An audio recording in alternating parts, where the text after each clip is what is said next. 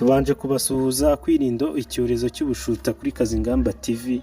Mu Rwanda habonetse icyorezo cy'ubushita gihangayikishije u Rwanda kuko nta rukingo ruraboneka. Hamaze kuboneka abantu 3, bamwe bari no kubyitiranya kubera ko batangiye gufunga isengero bavuga ati ubu ntitugiye kujya muri lockdown, ariko ntago ari byo kuko leta y'u Rwanda ntago yafunga isengero kugira ngo abaturage batandura, kuko murabona ko n'amasoko agifunguye. Rero abari bafite impungenge z'ibyo, amasoko arafunguye kuko bagiye guhera aho bahera mu masoko.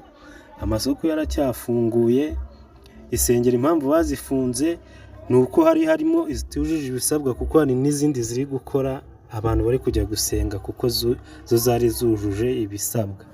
Rero abantu bitiranya hagati ko bari gufunga isengero ubu ntitugiye kujya muri lockdown, ntago ari byo. Rero icyorezo cy'ubushita twagira tubasobanura uburyo cyandurira mu matembabuzi, niho cyandurira, ntago ari nka covid yandurira mu mwuka. Iyo wafashe umuntu ahantu yafashe yenda ushaka kwandura, gusomana, gukora imibonano mpuzabitsina, aho ngaho wahandurira no kugenda usuhuza abantu. Urumva mugomba gukaza ingamba mukirinda kugira ngo mutarwara icyo cyorezo. Ugasanga mu Rwanda nta rukingo ruraboneka.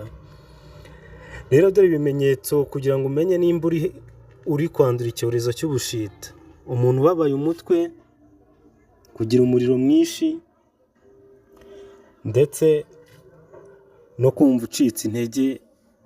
Uwumva ufite ibyo bimenyetso wakwihindura kujya kuri centre de santé kwegereye ukisuzuma ukareba. Rero icyo tubasabwa ni ugukora subscribe, ugakanda no kunzugira kugira ngo ugumye ukurikirana amakuru y'icyo cyorezo, ndetse umenye n'abantu bamaze kwandura mu Rwanda, ndetse naho bageze n'agace bashyize muri lockdown. Mu Rwanda nta hantu barashyira lockdown, ariko icyo tubasabye ni ukwirinda